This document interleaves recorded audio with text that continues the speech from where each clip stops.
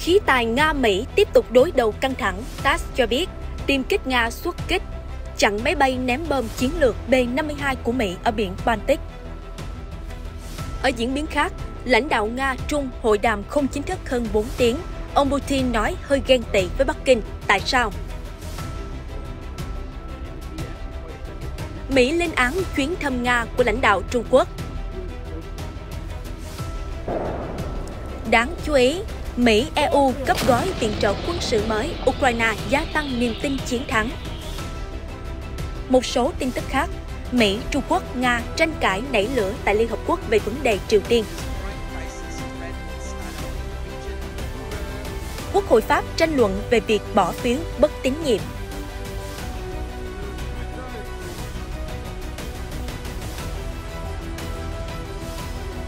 Amazon sẽ cắt giảm 9.000 nhân sự trong đợt sa thải thứ hai.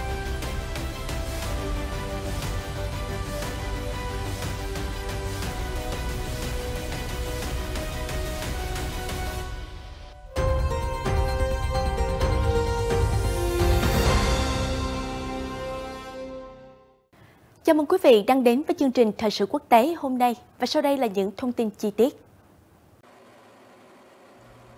Hôm 21 tháng 3, TASS dẫn lời Bộ Quốc phòng Nga cho biết, một tiêm kích Su-35 của Nga đã xuất kích chặn 2 máy bay ném bom chiến lược, mệnh danh là siêu pháo đài bay B-52H của không quân Hoa Kỳ trên biển Baltic.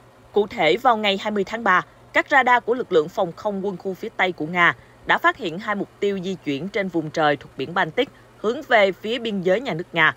Chúng được xác định là 2 chiếc máy bay ném bom chiến lược B-52 của không quân Mỹ. Moscow đã lập tức triển khai máy bay chiến đấu Su-35, ngăn chặn hành vi vi phạm biên giới. Nhóm không quân Nga đã đến khu vực tuần tra trên không được chỉ định. Bộ Quốc phòng Nga lưu ý thêm, sau khi các máy bay quân sự nước ngoài rời khỏi biên giới, tiêm kích Nga đã quay trở lại căn cứ của mình.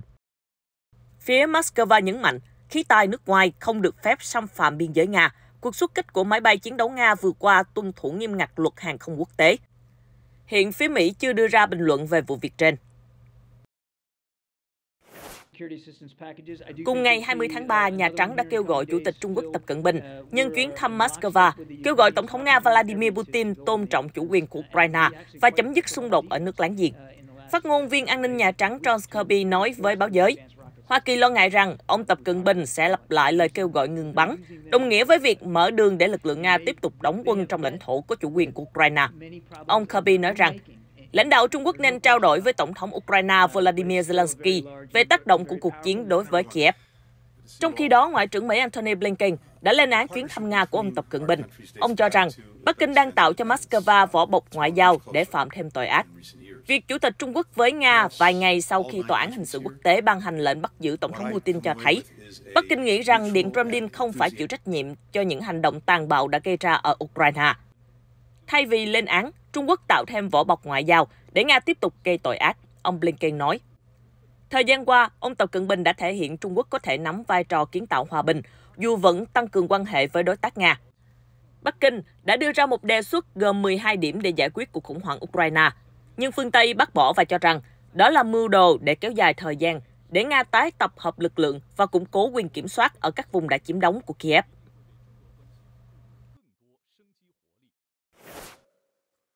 Liên quan đến cuộc gặp giữa Tổng thống Nga Vladimir Putin và Chủ tịch Trung Quốc Tập Cận Bình, TASS cho biết cuộc hội đàm không chính thức giữa hai nhà lãnh đạo vào hôm 20 tháng 3 đã kéo dài gần 4 tiếng rưỡi. Chủ tịch Trung Quốc đã gọi lãnh đạo Nga là người bạn thân yêu của mình. Ông Putin cũng sử dụng từ tương tự để gọi vị khách quan trọng. Ông chủ Điện Kremlin nói với lãnh đạo Trung Quốc rằng ông đã xem xét đề xuất giải pháp hòa bình cho xung đột ở Ukraine của Bắc Kinh. Trên cơ sở tôn trọng, đôi bên sẽ tiếp tục thảo luận về kế hoạch này. Ông Putin cũng chia sẻ rằng Nga hơi ghen tị với sự phát triển nhanh chóng của Trung Quốc trong những thập kỷ gần đây. Trong những năm gần đây, Bắc Kinh đã đạt được những bước tiến vượt bậc, giành được sự quan tâm thực sự của thế giới. Ngay cả chúng tôi cũng có chút ghen tị với các vị, nhà lãnh đạo chia sẻ. Đổi lại, Chủ tịch Tập Cận Bình nói với Tổng thống Putin rằng người Nga sẽ ủng hộ ông trong cuộc bầu cử tổng thống vào năm sau. Mặc dù ông Putin đến nay vẫn chưa có công bố ông có tranh cử hay không. Nhờ sự lãnh đạo mạnh mẽ của ông mà Nga đạt được tiến bộ đáng kể và thịnh vượng hơn trong những năm gần đây. Tôi chắc chắn rằng người dân Nga sẽ ủng hộ ông mạnh mẽ vì những nỗ lực to lớn vừa qua, nhà lãnh đạo Trung Quốc bày tỏ.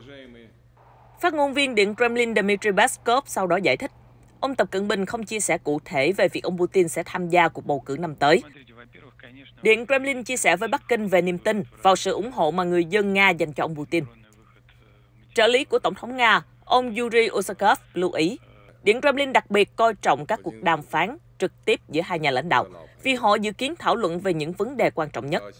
Nội dung chính của các cuộc đàm phán Nga-Trung sẽ được thảo luận vào hôm nay, ngày 21 tháng 3. Các nhà lãnh đạo tham gia cùng các thành viên cấp cao khác. Ông Tập Cận Bình cũng có kế hoạch gặp Thủ tướng Nga Mikhail Mishustin vào ngày 21 tháng 3.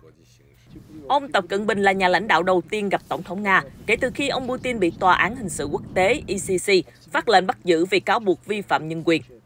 Moscow gọi đó là màn thù địch và mở lại vụ án hình sự chống lại công tố viên và thẩm phán của ICC. Bắc Kinh cho rằng lệnh bắt giữ phản ánh tiêu chuẩn kép. Giữa lúc Trung Nga thắt chặt quan hệ, Mỹ và châu Âu tiếp tục viện trợ quân sự cho Ukraine. Trong đó, EU đã quyết định mua 1 triệu viên đạn pháo 155mm cho Kiev. Theo Reuters, Tổng thống Ukraine Volodymyr Zelensky hôm 20 tháng 3 nói rằng, nguồn hỗ trợ mới nhất từ Brussels khiến cho Kiev có thêm niềm tin có thể thay đổi cục diện xung đột và giành chiến thắng. Được biết, Nga và Ukraine bắn hàng ngàn viên đạn ra chiến địa mỗi ngày. Mỹ cũng đã công bố gói viện trợ quân sự mới nhất trị giá 350 triệu đô la cho Ukraine, bao gồm bệ phóng tên lửa HIMARS, pháo và xe chiến đấu bộ binh Bradley, cùng với tên lửa HARM, vũ khí chống tăng và thuyền chiến thuật. Ông Zelensky không đề cập đến chuyến thăm của Chủ tịch Tập Cận Bình trong bài phát biểu vừa qua. Bình luận về lệnh bắt giữ Tổng thống Putin, lãnh đạo Ukraine nói rằng, rõ ràng là cần có sự trừng phạt. Đó là điều hoàn toàn công bằng và hợp pháp.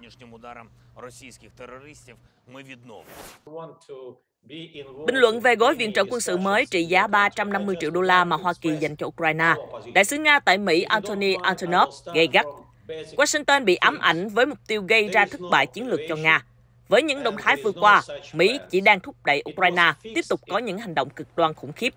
Washington không nghĩ rằng họ đang đổ thêm dầu vào lửa khiến cho xung đột lan rộng. Vị đại sứ nhấn mạnh, chính sách của Mỹ gây nguy hiểm cho an ninh toàn châu Âu, làm tăng nguy cơ xung đột trực tiếp giữa Nga và NATO. Ông Antonov tiếp tục cảnh báo, Washington nhắm mắt làm ngơ trước tình trạng tham nhũng của giới tinh hoa Ukraine. Nga thực sự lo ngại một số khí tài bị bán ra thị trường chợ đen, vũ khí sẽ xuất hiện ở những đầu, ai sẽ chịu trách nhiệm nếu chúng rơi vào tay nhóm cực đoan và tổ chức tội phạm. Vị đại sứ tiếp tục kêu gọi Mỹ ngừng châm ngòi xung đột và kiềm chế tuyên bố công khai về các quy chuẩn cho đàm phán hòa bình, vì sau cùng Washington không phải là bên quyết định mọi thứ.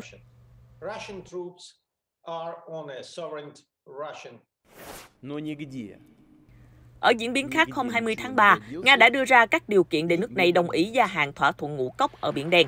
Tổng thống Vladimir Putin nói rằng Moscow có thể gửi ngũ cốc miễn phí cho các nước châu Phi nếu các điều kiện không được đáp ứng. Reuters cho biết, thỏa thuận đảm bảo an toàn cho hoạt động xuất khẩu ngũ cốc ở Biển Đen giữa Nga và Ukraine được gia hạn trong 60 ngày vào hôm 18 tháng 3. Moscow nói rằng thỏa thuận có được gia hạn nữa hay không phụ thuộc vào việc phương Tây có dỡ bỏ một số lệnh trừng phạt hay không. Tuyên bố được đăng trên website của Bộ Ngoại giao Nga cho biết, gia hạn thỏa thuận vào tháng 5 sẽ phụ thuộc vào một số điều kiện nhất định, bao gồm khôi phục quyền truy cập vào hệ thống thanh toán SWIFT cho ngân hàng tập trung vào nông nghiệp thuộc sở hữu nhà nước Nga Roskosbank, nối lại nguồn cung cấp máy móc nông nghiệp, mở khóa tài sản và tài khoản nước ngoài do các công ty nông nghiệp của Nga nắm giữ. Phát biểu tại một hội nghị Nga-Châu Phi ở Moscow hôm 20 tháng 3, Tổng thống Putin nhấn mạnh, hoạt động xuất khẩu ngũ cốc ở Biển Đen đang ưu tiên các thị trường châu Âu hơn là châu Phi. Việc gia hạn thỏa thuận theo các điều khoản của Nga là điều cần thiết và mang lại lợi ích cho lục địa đen. Ông Putin nói rằng, nếu thỏa thuận không được gia hạn, Moscow có thể cung cấp ngũ cốc miễn phí cho các nước châu Phi đặc biệt khó khăn. Cho đến nay, xuất khẩu theo thỏa thuận ngũ cốc đã được vận chuyển theo các thỏa thuận thương mại. Mặc dù theo thỏa thuận, các điểm đến chính của ngũ cốc là Trung Quốc, Tây Ban Nha và Thổ Nhĩ Kỳ, nhưng các nước châu Phi đã được hưởng lợi gián tiếp do nguồn cung tăng giúp giảm giá ngũ cốc toàn cầu. Các cường quốc phương Tây đã áp đặt các biện pháp trừng phạt cứng rắn lên Nga sau chiến dịch quân sự ở Ukraine. Hoạt động xuất khẩu thực phẩm và phân bón của Nga không bị trừng phạt, nhưng Moscow nói rằng các hạn chế đối với khâu thanh toán, hậu cần và bảo hiểm đã tạo rào cản cho các lô hàng.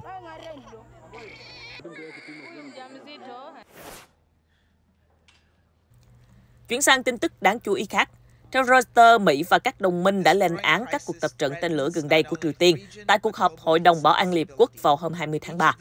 Truyền thông Triều Tiên KCNA cho biết, Lãnh đạo nước này đã giám sát các cuộc tập trận mô phỏng cuộc phản công hạt nhân chống lại Mỹ và Hàn Quốc nhằm nêu thông điệp răn đe khi Seoul và Washington mở rộng quy mô các cuộc tập trận quân sự chung.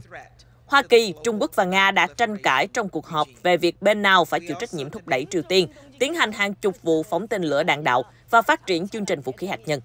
Hội đồng gồm 15 thành viên đã họp về việc Bình Nhưỡng công bố phóng tên lửa đạn đạo xuyên lục địa Hwasong-17 quy mô lớn hồi tuần trước. Trung Quốc và Nga đã đổ lỗi các cuộc tập trận quân sự chung của Hoa Kỳ và Hàn Quốc đã khiêu khích Bình Nhưỡng. Trong khi đó, Washington cáo buộc Bắc Kinh và Moscow khuyến khích Triều Tiên thử tên lửa bằng cách bảo vệ nước này khỏi các lệnh trừng phạt. Một quan chức cấp cao của Liên Hợp Quốc cho biết, Tổng thư ký Liên Hợp Quốc Antonio Guterres vẫn quan ngại sâu sắc về những chia rẽ ở hội đồng, do điều đó ngăn cản cộng đồng quốc tế giải quyết vấn đề Triều Tiên. Phó đại sứ Liên Hợp Quốc của Nga Anna Etiniva mô tả hoạt động quân sự của Hoa Kỳ và Hàn Quốc là chưa từng có, trong khi Phó đại sứ Trung Quốc tại Liên Hợp Quốc Jeng Song nghi vấn Mỹ-Hàn có thực sự tiến hành các cuộc tập trận phòng thủ hay không. Đại sứ Hoa Kỳ tại Liên Hợp Quốc Linda Thomas-Greenfield nhấn mạnh, những cuộc tập trận này đã có từ lâu và là hoạt động thường lệ. Về bản chất, chúng hoàn toàn mang tính chất phòng thủ. Hoa Kỳ không có ý thù địch Triều Tiên. Ở diễn biến khác, Ấn Độ vừa triệu tập đại sứ Anh tại New Delhi để bày tỏ sự phản đối sau vụ người biểu tình tấn công và hạ cờ Ấn Độ tại đại sứ quán ở thủ đô London, Sputnik News hôm 20 tháng 3 đưa tin.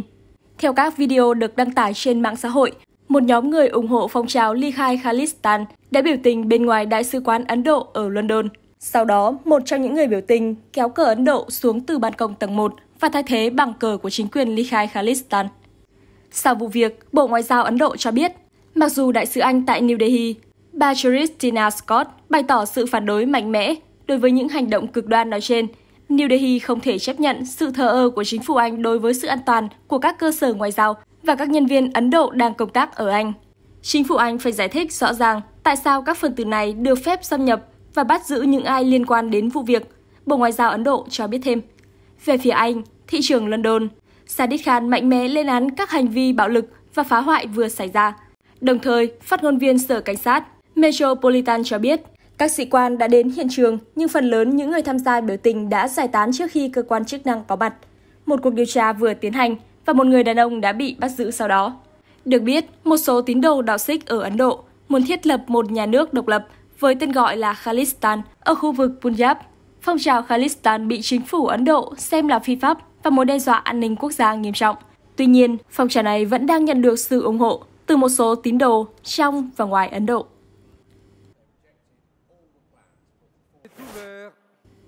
Hôm 20 tháng 3, chính phủ của Tổng thống Pháp Emmanuel Macron đã phải đối mặt với hai cuộc bỏ phiếu bất tín nhiệm tại Quốc hội, sau khi ông trực tiếp bỏ qua Hạ viện để thông qua luật cải cách hưu trí. Tuy vậy, cuộc bỏ phiếu tín nhiệm vào cùng ngày đã không được thông qua do không đạt được sự đồng thuận. Ngược lại, nếu thành công, nó sẽ làm toàn bộ chính phủ Pháp sụp đổ và đảo ngược đạo luật vừa được ông Macron thông qua hôm thứ Sáu tuần trước, ngày 17 tháng 3.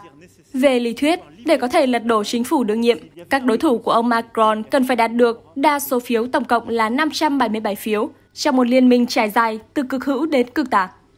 Trong khi đó, tình trạng bạo lực và bất ổn khắp nước Pháp vẫn chưa có dấu hiệu hạ nhiệt sau khi các tổ chức công đoàn khẳng định sẽ đẩy mạnh hoạt động đình công, trực tiếp khiến chính quyền Tổng thống Macron phải đối mặt với thách thức khó khăn nhất kể từ các cuộc biểu tình áo vàng hơn 4 năm trước. Hôm 20 tháng 3, hàng nghìn người dân Nam Phi đã xuống đường biểu tình, tuần hành quanh các thành phố ở một số thành phố của nước này để yêu cầu Tổng thống Cyril Ramaphosa từ chức.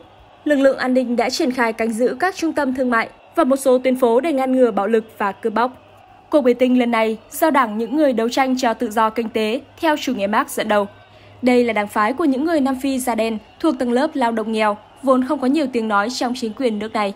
Chúng tôi ở đây để yêu cầu chính phủ phải ngay lập tức chấm dứt tình trạng cắt điện luân phiên và yêu cầu ông Ramaphosa từ chức. Julius Malema, lãnh đạo IEF, nói với các đám đông đang tập trung tại quảng trường nhà thờ, trung tâm thành phố Pretoria. Đám đông ngày sau đó đã diễu hành ngang qua tòa nhà liên minh, nơi đặt văn phòng Tổng thống. Lực lượng an ninh Nam Phi sau đó cho biết đã bắt 87 người do các hành vi bạo lực. Thời gian qua, người dân nước này đã tức giận về những thất bại của Đảng Quốc hội châu Phi ANC cầm quyền trong việc cung cấp dịch vụ và tạo việc làm, khiến một phần người dân nước này thất nghiệp. Chưa hết, thiếu điện hiện đang là vấn nạn của Nam Phi, khi công ty điện lực nhà nước Eskom đang thực hiện chính sách cắt điện luân phiên, khiến các hộ gia đình chìm trong bóng tối 10 giờ mỗi ngày. Trong một diễn biến khác, Quốc hội nước này vừa cho hay sẽ triển khai ít nhất gần 3.500 binh sĩ trong vòng 1 tháng để tập hợp với các cảnh sát, ngăn chặn và trấn áp tội phạm. Ở diễn biến khác, hôm 20 tháng 3, Liên minh châu Âu EU thông báo sẽ cung cấp 1 tỷ euro, tương đương hơn 1 tỷ USD cho Thổ Nhĩ Kỳ để giúp nước này khắc phục hậu quả thảm họa động đất và tái thiết đất nước. Thông tin này được bà Ursula von der Leyen, Chủ tịch Ủy ban châu Âu thông báo khi phát động một hội nghị kêu gọi sự hỗ trợ từ cộng đồng quốc tế dành cho Thổ Nhĩ Kỳ. Bà von der Leyen cho biết thảm họa động đất hồi tháng 2 đã khiến 50.000 người Thổ Nhĩ Kỳ và Syria thiệt mạng và được đánh giá là thảm họa thiên nhiên lớn nhất trong khu vực này trong suốt nhiều năm. Bà nhấn mạnh, hàng triệu người dân trong tình trạng vô gia cư và sống trong lều. Giữa lúc mùa đông kéo dài, chúng ta cần huy động mọi nguồn lực để có thể tái thiết. Nhà cửa, trường học và bệnh viện cần phải được xây dựng lại với tiêu chuẩn cao nhất về chống chọi với thảm họa động đất. Nước, hệ thống sinh và các cơ sở hạ tầng quan trọng khác cần phải được sửa chữa ngay. Cuối cùng, các dịch vụ công cộng và doanh nghiệp địa phương cần vốn để hoạt động trở lại, tạo kế sinh nhai cho mọi người. Ngoài 1 tỷ euro dành cho Ankara, EU cũng chi thêm 108 triệu euro cho hỗ trợ nhân đạo và tái thiết ở Syria, quốc gia vốn đã bị EU đình chỉ quan hệ ngoại giao kể từ khi bùng phát nội chiến hồi năm 2011. Thủ tướng Thụy Điển Ulf Kristersson, đồng chủ trì hội nghị và là Chủ tịch Hội đồng Liên minh châu Âu cho biết, Stockholm cam kết khoản tiền tương đương 45 triệu euro cho các hoạt động hỗ trợ nhân đạo và tái thiết ở Thổ Nhĩ Kỳ và Syria. Chương trình Phát triển Liên Hợp Quốc UNDP ước tính thiệt hại thảm họa động đất đối với Thổ Nhĩ Kỳ vào khoảng 103,6 tỷ USD, theo dự báo, tương đương 9% GDP của nước này cho năm 2023. Phát biểu tại hội nghị Brussels thông qua liên kết video, Tổng thống Tayyip Erdogan hoan nghênh sự hỗ trợ và cho biết Thổ Nhĩ Kỳ đang hướng tới xây dựng các tòa nhà an toàn, chất lượng cao.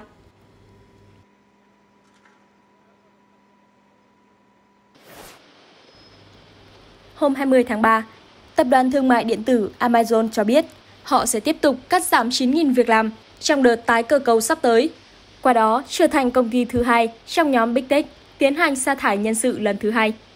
Trước đó, nhiều tập đoàn công nghệ lớn bao gồm Microsoft, Salesforce, Alphabet và Meta đã sa thải hàng nghìn nhân viên trong những tháng gần đây nhằm giảm bớt quỹ lương sau đợt tuyển dụng trước đó. Trước Amazon, Meta là công ty mẹ của mạng xã hội Facebook, đã thông báo đợt cắt giảm nhân sự lần thứ hai. Giám đốc điều hành CEO của Amazon, Andy Jassy cho biết, trong các năm qua, tập đoàn đã tuyển dụng rất nhiều nhân lực, nhưng trong tình hình kinh tế khó khăn, họ phải chọn giải pháp cắt giảm chi phí và số lượng nhân viên để duy trì hoạt động. Thay vào đó, Amazon sẽ dành ngân sách này cho đơn vị dịch vụ đám mây, quảng cáo và Twitch. Hồi tháng trước, tập đoàn thương mại điện tử này công bố lợi nhuận hoạt động trong quý này có thể tiếp tục giảm do tác động từ việc người tiêu dùng và khách hàng của dịch vụ đám mây có xu hướng thắt chặt chi tiêu. Song song đó, cổ phiếu tập đoàn đã giảm 1,4% trong phiên giao dịch buổi sáng trên sàn Nasdaq. Tại Iraq, đài truyền hình toàn cầu Trung Quốc, CGTN đã đăng tải bộ phim tài liệu mới cho thấy ngày càng có nhiều người dân ở quốc gia Trung Đông này mắc bệnh ung thư hoặc là các bệnh nan y khác do tiếp xúc với uranium nghèo trong làn đạn pháo mà quân đội Mỹ đã bắn ra trong xâm lược năm 2003. CGTN cho biết nhiều người dân Iraq vẫn đang ám ảnh và tuyệt vọng với cuộc chiến kinh hoàng diễn ra cách đây 20 năm.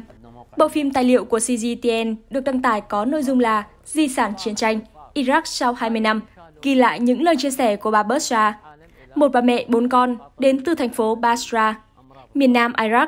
Đây là khu vực thường xuyên bị tấn công dữ dội trong cuộc chiến năm 2003 và oan mình với những vũ khí chứa uranium nghèo độc hại. Bà kể lại, con trai bà mới 7 tuổi đã qua đời và có một cô gái bị tổn thương não bẩm sinh. Bà Basra tin rằng hai người con đều là nạn nhân của uranium nghèo mà Mỹ đã xả ra trên chiến trường. Uranium nghèo được Cơ quan Nghiên cứu Ung thư Quốc tế phân loại là chất gây ung thư nhóm 1. Một số tin tức khác, hôm 19 tháng 3, các nhà khảo cổ Trung Quốc cho biết họ đã có những phát hiện quan trọng, hé lộ về cách thức đội quân đất, nung nặn tại lăng mộ Hoàng đế Tần Thủy Hoàng được tạo ra. Những phát hiện đến từ cuộc khai quật và thăm dò hố Di chỉ số 1 trong lăng mộ. Ở thành phố Tây An, tỉnh Khiểm Tây, kéo dài hơn 13 năm, bắt đầu từ năm 2010.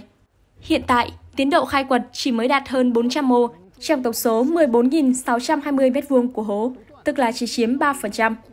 Tuy vậy, những khám phá mới đây được các chuyên gia trong ngành đánh giá là có tầm quan trọng bậc nhất, có lẽ là chỉ xếp sau việc tìm thấy địa điểm này vào năm 1974. Sen Mao-cheng, người đứng đầu nhóm khai quật, cho biết các chiến binh đất Nung, 2.200 năm tuổi mà nhóm nghiên cứu, có những đường nét tinh xảo, nhất là về tư thế và nét mặt. Bằng cách phân tích tỉ mỉ những cánh tay, nhóm đã dần hình dung ra quá trình mà người xưa chế tác những bức tượng này. Trao đổi với phóng viên, ông Chen cho biết, trong quá trình khai quật, chúng tôi nhận thấy có nhiều bức tượng bị gãy mất phần tay. Bằng việc tập trung vào chi tiết này, chúng tôi thấy có dấu vết ghép nối của những người thợ thủ công xưa. Họ dùng những bột gốm và chất kết dính để dán các cánh tay vào thân tượng. Ban đầu, chúng tôi không hiểu vì sao họ lại làm như vậy, nhưng nhanh chóng hiểu ra rằng nếu không làm như vậy, thì không thể chạm trổ áo giáp, vì cánh tay nguyên khối sẽ cản trở điều này. Cụ thể, người xưa đã tạo hình dáng cơ thể trước, sau đó chạm khắc các chi tiết của áo giáp, vũ khí và cuối cùng là lắp cánh tay đã làm từ trước. Ngoài ra, nhóm khảo cổ cũng đã tìm thấy những dấu vân tay của những người thợ thủ công từ hơn 2 thiên niên kỷ trước, qua đó tiết lộ thêm về những thông tin của những người đã tạo ra kỳ quan này. Trong một không gian nhỏ, quán cà phê bên bờ biển của mình, chủ quán người Palestine Momen Truman đã phát cho khách của mình những cuốn sách để họ có thể đọc trong lúc nhâm nhi thức uống mát lạnh bên cạnh bờ biển mát. Mong muốn của anh là giúp những vị khách thoát khỏi sự phụ thuộc vào phương tiện điện tử hay bị cuốn vào thế giới kỹ thuật số. Nơi đây cũng được anh đặt tên là Thư viện cho người đọc sách bên biển, với hy vọng không gian này có thể khuyến khích nhiều người đọc sách hơn thay vì lướt mạng xã hội. Tôi muốn mình tạo ra một điều gì đó ý nghĩa nên đã nghĩ rằng tại sao không phục vụ kèm theo một cuốn sách để thúc đẩy văn hóa đọc đã bị lãng quên từ lâu. Anh Momentuman chia sẻ. Nhiều vị khách cho biết họ thực sự thư giãn khi tìm đến nơi này. Vị khách Andrew Awok bày tỏ, nếu có ai đó có sở thích đọc sách, thì quán cà phê ven biển này là lựa chọn vô cùng tuyệt vời. Với không khí bên cạnh biển này, con người cũng cảm giác vui vẻ hơn và nhờ đọc sách, niềm vui cũng sẽ nhân lên. Đồ uống nóng, sách và biển là tổ hợp thật tuyệt vời. Chương trình thời sự quốc tế của chúng tôi đến đây xin được phép khép lại. Chân thành cảm ơn quý vị đã quan tâm và theo dõi. Tạm biệt và hẹn gặp lại trong những chương trình sau.